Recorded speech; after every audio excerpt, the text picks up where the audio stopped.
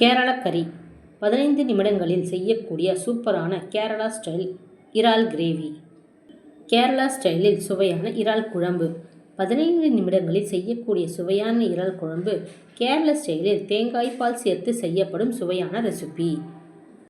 தேவையான பொருட்கள்: வெங்காயம் 2, தக்காளி 2, இறால் 200 கிராம், மஞ்சள் தூள், மிளகாய்த்தூள், தனியாத்தூள் ஒவ்வொன்றும் 1 ஸ்பூன், தேங்காய்பால் 1 கப், இஞ்சி பூண்டு பேஸ்ட் 1 ஸ்பூன், எண்ணெய், உப்பு தேவையான அளவு.